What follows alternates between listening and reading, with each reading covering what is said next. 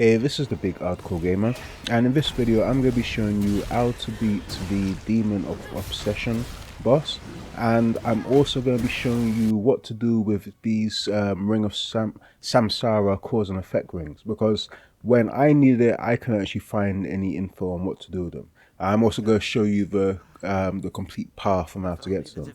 Going to be slightly longer video, so I will put in some time stamps. So to start off with, when you speak to this guy, do not hand over the jade feather chisel. You want to remain silent, because I've heard that if you do hand it over, you're locked out of this boss fight.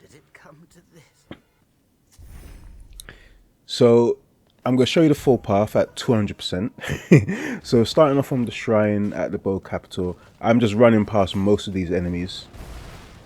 Obviously don't fall in there, you have to run back. Alright, make sure you got some consumables to get rid of corruption. There's a big guy that pops out from that side entrance there, so just running straight past him. The reason why I'm showing you this guy as well is because it was super confusing. This entire area was really confusing when I played through it.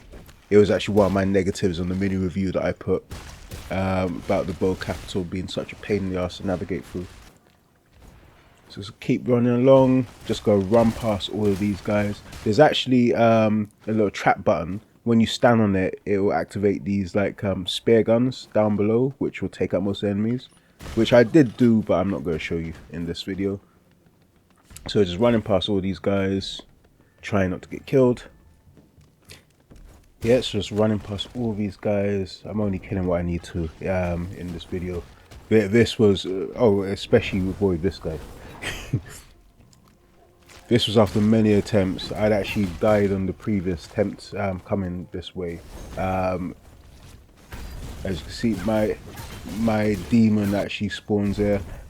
So yeah, after I dealt with those, you go run over. Now, what was confusing with this area is I did not realize that this was an elevator until I actually watched someone's video, Kendrago. I watched his video and saw that it was actually an elevator, and then from that I realized that's where I needed to go. So yeah, I'm gonna keep running along here, deal with these big guys. You could just let them fight to weaken each other and then deal with them, but yeah, go run around there, and then you're gonna take this path to the left and you will see a shrine and you'll see a door.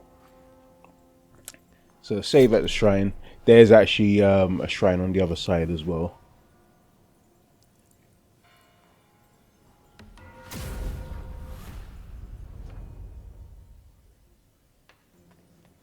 Right, so with the door, it will give you two choices. Now, I chose the second choice.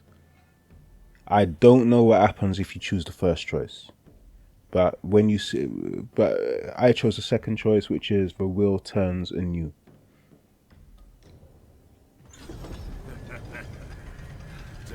Which was the wrong choice or the right choice in this case. I got sucked in.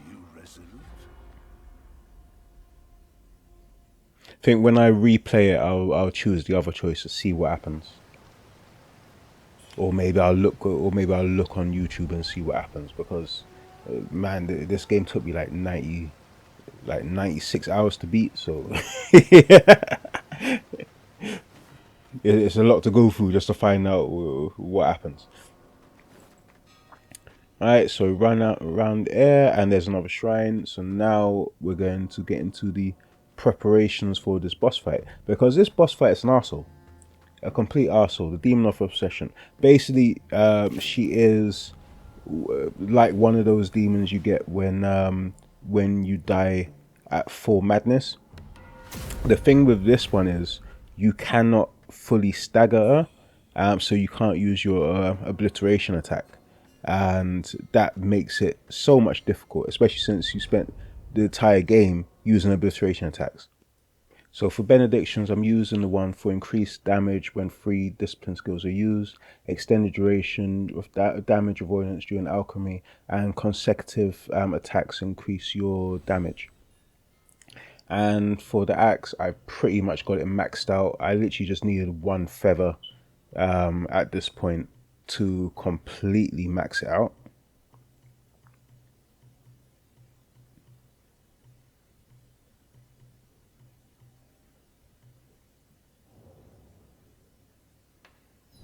And for the temper needle, I'm using leech. Very important in this one because this is another extremely fast enemy. So you only really want to use your Eden flask and Eden items when necessary. And I am using the whirlwind discipline. As you see, I've got 5 disciplines unlocked for this one, which is why I use the other benediction.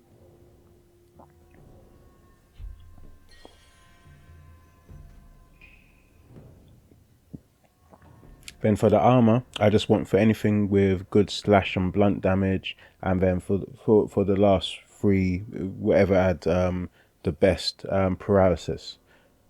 Well, the best paralysis while having decent slash and blunt damage. And then went for better stamina and the Echo of Lubingjiang. That's the only spell I use in this case. So I just rolled in with that and some Eden items.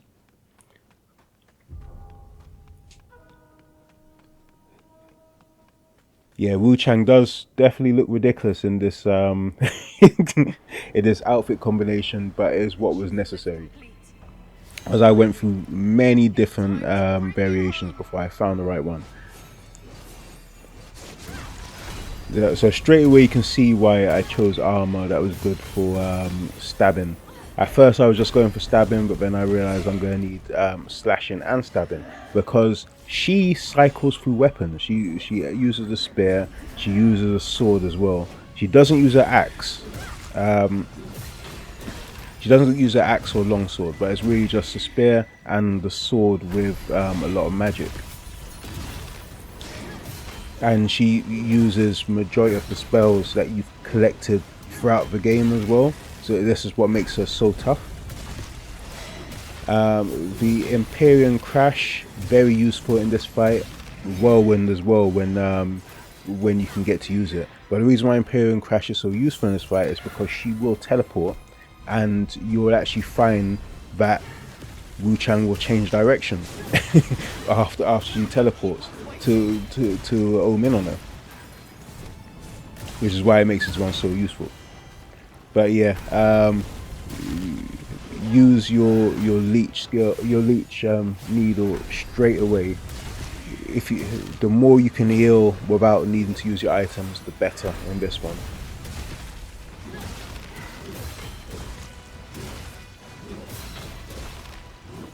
I had so many attempts where I got this far down and then she's completely destroyed me.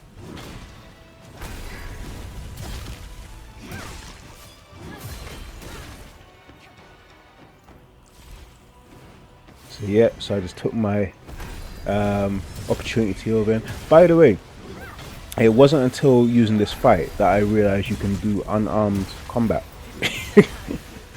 Because Wuchang will just start throwing those hands at you, man. She'll just put away the sword and just start beating you. So sorry, the demon will just put away the sword and start beating you through parts of the fight.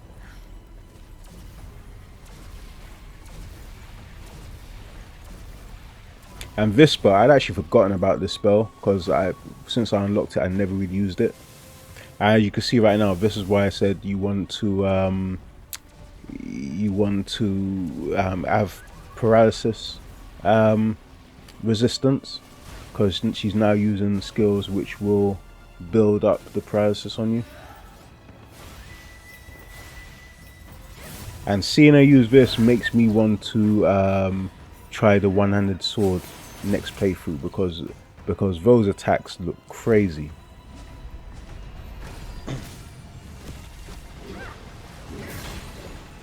Right, so she is almost done.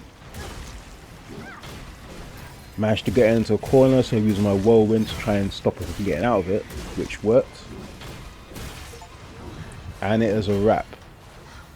This one definitely took me a few tries. I went through the different weapons as well. I was using longsword. I was using the firearm dual blades. Used the axe. I actually switched back and forth from the axe, and I tried using the fire needle as well. And then Also went with the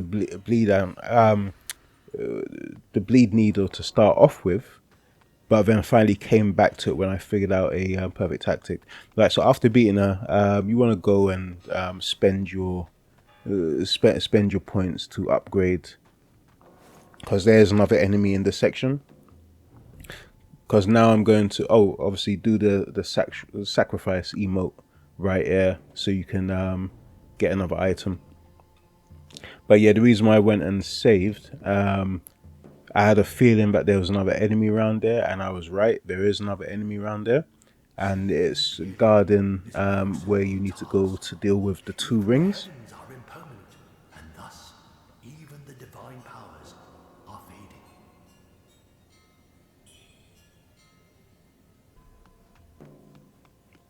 Right, so after that, you go take this path to the right.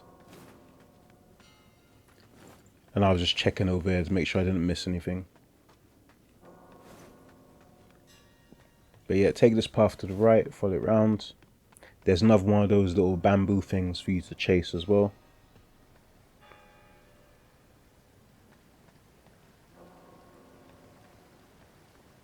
So he's right there in front of you, in front of the stairs.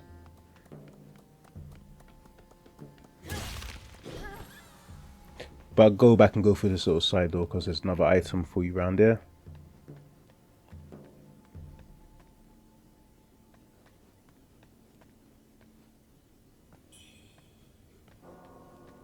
Those soul grass, man, very, very handy.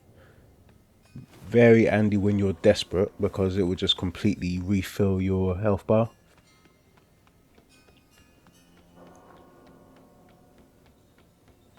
Right, so there's another enemy right here. One of those annoying ones that teleport, which is why it was a good thing that I saved. Did beat it first time, but it was a pain in the ass.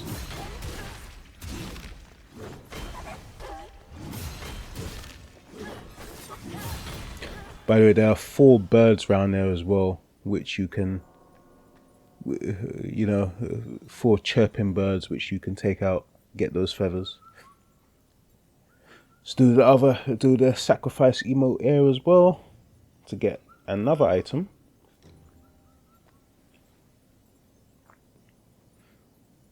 And then we're going to deal with those 2 rings. Mercury. Its powers are intertwined with the chaos of the world. Return that power to the astral realms above, and only then will the conflict find its end.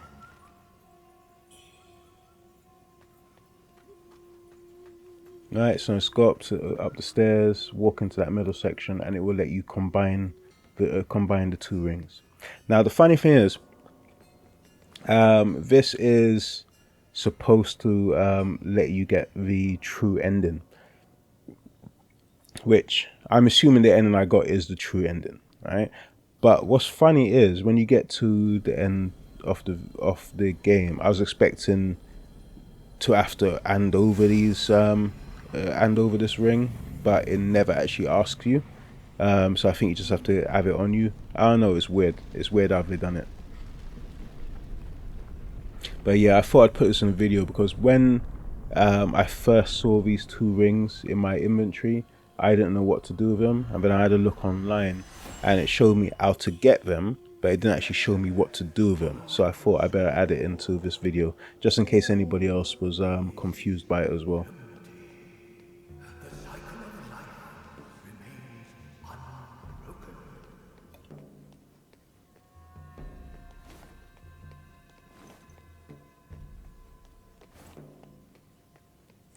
And I was searching around there to see if there's anything else for me to do there, which there isn't. So this section is done. Alright, so I hope you found the video useful. If you did, please leave it a like. And if you're new to the channel, hit the subscribe button and check out some other content. I've got one more boss video to do, which is the final boss. So that'll be up soon. Anyway, thanks for watching. I'll see you next time. Bye.